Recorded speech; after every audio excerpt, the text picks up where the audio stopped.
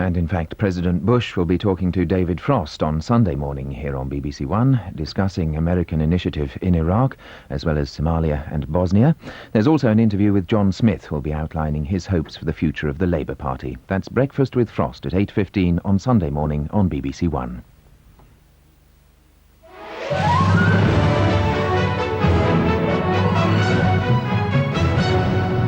Good evening from Newsroom South East. Police say they're concerned for the safety of a businessman who was kidnapped at gunpoint during a family meal at a restaurant. The man was seized on Wednesday night. From Kent, Robin Gibson reports. 45-year-old Frank Zanelli has not been seen since he was bundled out of this restaurant at Locksbottom near Orpington while having a meal with his family here last Wednesday night. His kidnappers fired shots into the ceiling as they burst into the restaurant and grabbed him from his table. The police, who have no clue as to his whereabouts, are appealing for help from anyone who saw what took place. 2 men have been charged in connection with the incident. London's river bus service has been thrown a last-minute lifeline by the administrators of Canary Wharf. The loss-making company has been given what's described as a further short period to find £500,000 it needs to survive. Riverbus began the day not knowing if it would still be in business tomorrow. Canary Wharf's administrators have said they'll arrange a finance package for the whole of 1993, but only if other organisations contribute as well. Tonight's deadline to find £500,000 was lifted to allow a few days more for Riverbus to examine late offers of support. But the government's not among them. At this moment, I think our view of Riverbus is that it's very much like a number of services in the private sector. They're under pressure at the moment, and really it's for them to seek their own future. Riverbus has fought for survival for the last 8 months. Despite tonight's reprieve, its future remains highly uncertain. The funeral has taken place of the Surrey aid worker who was murdered in Somalia last week. Hundreds of people were at St Swithin's Church at Yateley for the funeral of 28-year-old Sean Devereux. He was killed by a gunman last Saturday at a UN Children's Fund centre. And that's it. Now the weather with Peter Cockcroft.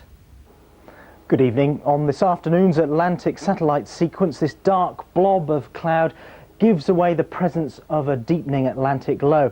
Now that's going to track between Scotland and Iceland overnight, sweeping wet and windy weather down across the British Isles. Already on the weather radar, we're beginning to see that rain arriving across Ireland, getting into Scotland, and by the end of the night that will have pushed down to England and Wales.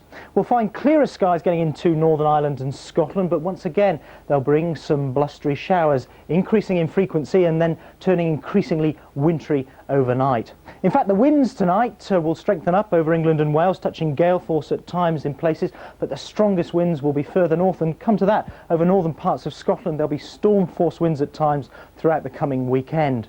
Tomorrow then, across Northern Ireland and Scotland, well, very similar to today, strong winds, blustery wintry showers, and a combination of those heavy snow showers and strong to gale force winds bringing blizzard conditions at times. Further south over England and Wales, well, the cloud and the rain should move away as a brighter, drier weather moves southeastwards, but that clearer weather not getting into the southeast until after dark. Chance of the odd shower over northwestern parts of Wales, northwestern England as well, and up on top of the hills those showers could turn out to be wintry. There's a look at Saturday's weather map, but take a look here, another low developing out in the Atlantic, and this is going to be quite vicious. The centre of that low perhaps as low as 920 millibars. Now that means some really stormy weather over northern parts of the British Isles on Sunday, and some very windy weather further south as well. So very unsettled scene on Sunday, with wet and windy weather sweeping eastwards across the British Isles. Behind that, I think, turning to brighter, showery weather, but once again we'll find wintry showers over northern parts of Scotland in particular. Here the winds once again up to storm force and blizzard conditions again on the hills. So it's a very unsettled picture indeed for this coming weekend. Arena on BBC Two now opens its 1993 season with a 3-part exploration of the private life and public work of the elusive writer Graham Greene, including the first interview ever with his widow Vivian.